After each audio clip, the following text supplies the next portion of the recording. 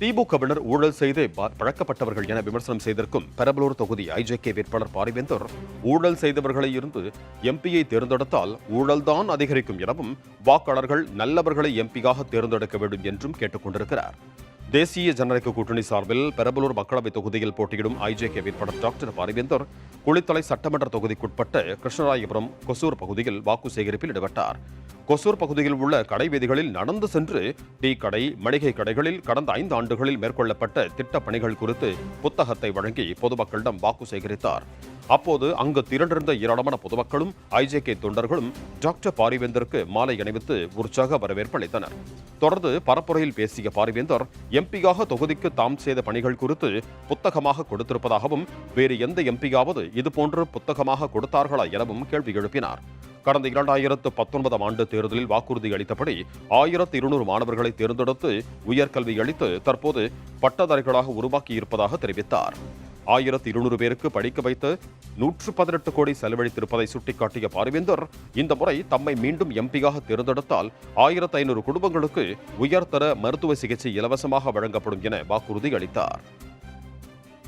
டெல்லியில் ஆண்டார் 10 வருஷம் 7 அமைச்சர்கள் இருந்தார்கள். யாரும் லாபம் அந்த மாதிரி லஞ்ச லாபத்தில் ஈடுபடல. ஆனால் அது இங்க நடக்கு தமிழ்நாட்டில் எல்லாரும் ஊழல் அமைச்சர்கள் தான்.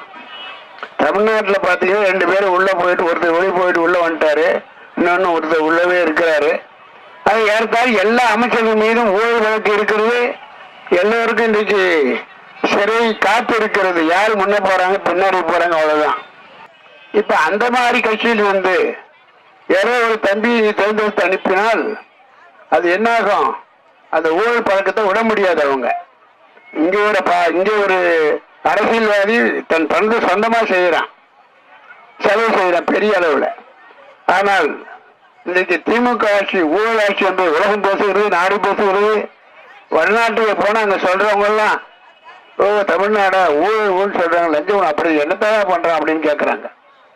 அந்த அளவுக்கு கெட்டு போன தமிழ்நாட்டில் இருந்து ஒரு நல்லவர்களை தேர்ந்தெடுக்க வேண்டும். அந்த நல்லவர்கள் என்பது பாரதிய ஜனதா கட்சியின் மூலமாகத்தான் இருக்க முடியும். இதைத் தொடர்ந்து காக்காயம்பட்டி நாளோடு பகுதியில் பரப்புரை மேற்கொண்ட டாக்டர் பாரிவேந்தர் வேட்டை நாயகர்களின் கலாச்சார விழாவிற்கு வனத்துறை தடை விதித்த நிலையில் மத்திய அமைச்சரை சந்தித்து பேசிய வேட்டை நாயகர்களின் கோரிக்கையை நிறைவேற்றியுள்ளதாக கூறினார். சுட்டெரிக்கும் சூரியனை மறந்துவிடுங்கள் என கூறிய பாரிவேந்தர் கல்வி கடவுளான சரஸ்வதி தேவி தாமரையில் அமர்ந்திருப்பதாகவும் குடும்பத்தில் அனைவரும் படிக்க தாமரை சின்னத்திற்கு வாக்களிக்குமாறும் கேட்டுக் கொண்டார்.